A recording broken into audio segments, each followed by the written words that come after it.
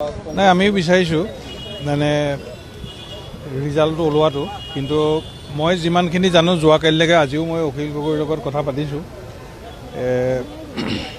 আমি সদায় মিত্ৰজোঁটটো আমি হোৱাটো বিচাৰোঁ, আৰু যিহেতু তেওঁলোকক লগত লোৱা হৈছে তেওঁলোকক কেতিয়াও তেওঁলোক উপেক্ষিত নহয়। গতিকে মই ইমান ভিতৰলৈ যোৱা নাই, এতিয়া গ'লেহে মই গম পাম কি হৈছে। কিন্তু সেইটোৱে আমাৰ চবৰে নিজৰ নিজৰ এটা কথা থাকে, আৰু ভিতৰুৱাকৈতো কথা পাতি আছে। এতিয়া কি হৈছে মই গ'লেহে মই গম পাম। সেইবোৰ সদায় কৈ থাকে। মুখ্যমন্ত্ৰী ডাঙৰীয়াইতো নিজেই দেখোন যোৰহাটত তিতাবৰত কৈ থৈ আহিলে যে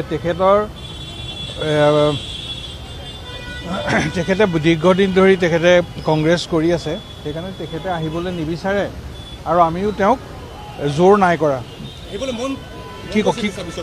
নাই তেনেকুৱাতো কোনো কথা নাই, কাৰণ আপোনালোকে সকলোৱে জানে যে মই তিতাবৰৰ ৰাইজৰ প্ৰতিনিধি হৈ আছোঁ, তিতাবৰৰ ৰাইজক সেৱা কৰিবৰ কাৰণে। আৰু মই যিখন মঞ্চ এতিয়া পালোঁ, মই ভবা নাই যে মই তেওঁলোকক সেৱা কৰিব পৰা নাই। তিতাবৰ ৰাইজক মই ভবাৰ ধৰণে সেৱা কৰিব পাৰিছোঁ বুলি মোৰ বিশ্বাস।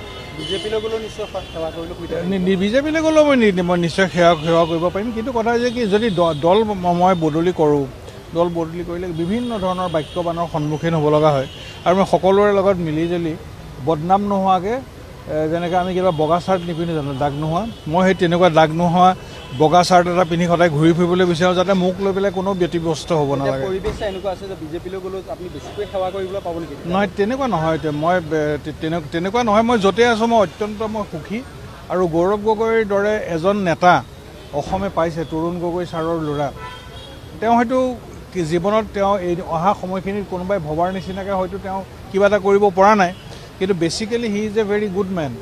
বেচিকেলি গৌৰৱ গগৈ এজন খুব ভাল ব্যক্তি, আৰু অসমৰ ৰাইজে এইটো সৌভাগ্য যে গৌৰৱ গগৈৰ নিচিনা এগৰাকী ব্যক্তি আজি অসমৰ ৰাজনৈতিক প্ৰেক্ষাপটত তেওঁ আহি ওলাইছেহি, আৰু ইতিমধ্যে তেওঁ দুবাৰ সাংসদ হ'ল, এইবাৰ হৈছে তেখেতৰ 3 নম্বৰবাৰ।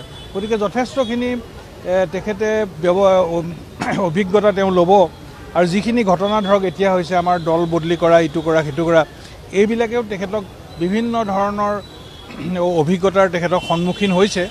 আৰু মই এটা কথাই জানো যে আমাৰ অসমৰ পৰৱৰ্তী মুখ্যমন্ত্ৰী যদি গৌৰৱ গগৈ ডাঙৰীয়াক অসমৰ ৰাইজে নিৰ্বাচন কৰে, তাত একো পস্তাবলগীয়া একো নাই, বৰঞ্চ এটা নতুনত্ব আহিব।